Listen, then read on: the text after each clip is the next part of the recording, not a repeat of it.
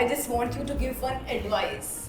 Finally, we are going to wind up, and before winding up, I want you to give one piece of advice to the aspirants who are preparing now. At times, they get anxious, at times, they really get pressurized about things, how to prepare their timetable, how to manage time. See, you have gone through the grind, so you know क्या क्या problems होती हैं, क्या क्या कैसे उन problems को handle करते हैं. तो एक अच्छी एडवाइस कि वो भी आपकी तरह बेस्ट कॉलेजेस ऑफ इंडिया में जा पाए. बहुत सारे बच्चे आज सपना देख रहे हैं आपकी तरह बेस्ट कॉलेजेस में जाने के लिए. तो आप उनको क्या ऐसी एक एडवाइस देना चाहेंगे जो वो फॉलो करें? You would like to start from Naisha. I think consistent रहना सबसे इम्पॉर्टेंट है.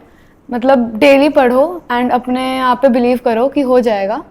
एंड मतलब अगर पढ़ नहीं पा रहे तो उस बात से डीमोटिवेट नहीं होना एंड नेक्स्ट डे से फिर से स्टार्ट करना है एंड एवरी डे पढ़ना है. एट द एंड हो जाएगा. So it happens. टॉपर्स के साथ भी ऐसा होता है कि कभी कभी मन नहीं करता है पढ़ने का. Keep it casual. ऐसे एकदम प्रेशर नहीं ले लेना है. Right. So this is the best piece of advice. Now Ananya, what would you like to say to our viewers? I think सबसे इम्पोर्टेंट ये कि अपने शॉर्ट टर्म गोल्स को कैसे मैनेज कर रहे हो. जैसे लॉन्ग टर्म तो नहीं है, बट शॉर्ट टर्म है कि कमिंग टेस्ट में अच्छा करना है या फिर आज जो पढ़ रहे हैं वो अच्छा करना है. तो उसके लिए मैं ये कर रही थी कि मैं अपने लाइक पॉसिबल वर्क लिख लेती. जैसे फिजिक्स में मेरे को 30 क्वेश्चंस करना है, केमिस्ट्री में मेरे को 5 पेजेस पढ़ना है, ये नोट्स रिवाइज करना है, तो मैं एक बार में लिख लेती थी. और कुछ और याद आया तो आई ऐड उसमें ही ऐड कर लेती थी. एंड जब दिखता है काम तो वो काम हो जाता है. तो अपने आंखों के सामने रखती थी तो डिस्ट्रैक्ट नहीं होती थी. दिखता था कि ये करना है, अब ये करना है, ये करना है. सोचना नहीं पड़ता था. जैसे सुबह उठ के सोचना पड़ता है कि अब क्या करूँ. मैं रात को बना के सोती थी कि कल ये करना है. To do list. हाँ.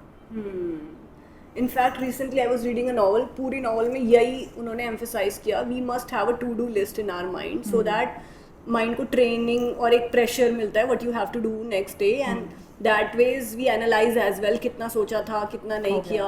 या perfect. This is going to be very useful for our aspirants. Amit, what would you like to say on this? मतलब जैसे इतनी बड़ी जर्नी है तो स्ट्रेस तो आएगा ही. मतलब कभी मार्क्स कम आ गए या फिर कुछ, तो उस समय टॉक विद पीपल, मतलब जिसके साथ भी कंफर्टेबल हो, या फिर दोस्त हो, पेरेंट्स हो, या फिर टीचर्स हो. तो बात करने से स्ट्रेस कम होता है. फिर तुम नॉर्मल फील करोगे कि हाँ कि सब इससे गुजर रहे हैं, मैं ही नहीं हूँ अकेला. तो लेफ्ट आउट फील नहीं करोगे और थोड़ा मोटिवेशन आता है अंदर से फिर पढ़ने में कि हाँ आप कर सकते हैं. कॉन्फिडेंस आता है थोड़ा. राइट. बात करो लोगों से, specially with your friends like who are also preparing for the similar examination, so you feel like हाँ यार मैं अकेला नहीं हूँ. Great, right? This is an amazing piece of advice. Bhavya, what is your take on it? मेरे को लगता है कि हम कॉन्स्टेंटली पढ़ रहे हैं तो हम एग्जॉस्ट हो जाते हैं. कभी कभार लगता है कि बस अब हो गया. तो उसके बाद टेस्ट में भी अच्छे नंबर नहीं आ रहे, तब लगता है कि यार इतनी मेहनत कर रहे हैं फिर भी नहीं हो रहा, मुझसे नहीं हो रहा, छोड़ देते हैं. तो उस केस में ये नहीं कि बिल्कुल पढ़ना ही छोड़ दिया. एक दिन का ब्रेक ले लिया, थोड़े टाइम का ब्रेक ले लिया, एक अच्छी मूवी देखने चले गए या लंच पे चले गए. तो एक ब्रेक लो और उसके बाद उस ब्रेक में खुद को भी एनालाइज करो कि मैंने पिछले टाइम में क्या गलतियाँ की, मैं क्या इम्प्रूव कर सकता था, मैं क्या चीज़ कंट्रोल कर सकता था, क्या चीज़ मैं कंट्रोल नहीं कर सकता था. उस पर काम करो. वो ब्रेक लो, अच्छे से खुद को बैठ के एक सेल्फ एनालिसिस करो और उसके बाद खुद को इम्प्रूवमेंट कैसे करनी है मुझे खुद के अंदर, उस पर काम करो.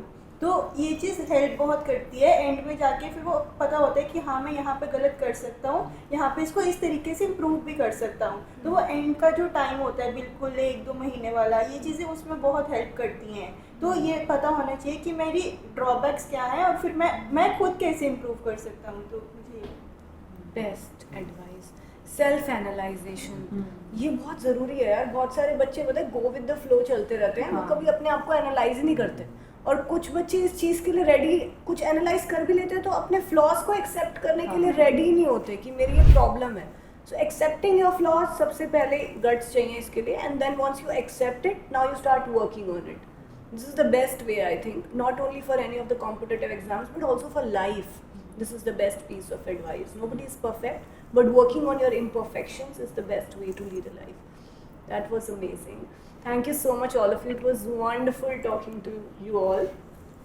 Toppers के साथ बैठकर बहुत अच्छी वाली वाइब आ रही है मुझे. ऑल्सो हमारे व्यूअर्स को भी आ रही होगी और उन्होंने आज आपसे बहुत कुछ सीखा होगा. तो मैंने जो इससे आज ये सीखा कि मुझे लगता था ओहो टॉपर्स हैं तो बहुत ही सीरियस होंगे, बट ये कॉन्वर्सेशन के बाद मुझे लगा यार you are the most chillax topper, and जो एक टॉपर्स के लिए क्लीशे मिथ बना हुआ है कि वो बहुत ही सीरियस और पढ़ाई, ऐसा नहीं होता है। आप लोगों की तरह, जनरल बच्चों की तरह टॉपर्स भी फन करते हैं, चिल करते हैं। शायद फन चिल करके ही वो और ज़्यादा लाइक पंप अप हो जाते हैं कि हाँ थोड़ी देर रिलैक्स किया फिर पढ़ा। सो हमें पढ़ाई को थोड़ा इजी लेना चाहिए, जो अभी हम इतनी कॉन्वर्सेशन से निकाल पाए। पढ़ाई को एक हॉरर घोस्ट हवा नहीं बनाओ, टेक इट इजी, तो आराम से पढ़ाई हो जाती है and you get good results as well. So thank you so much all of you. Thank you. Thank you, We hope to ma'am. meet again.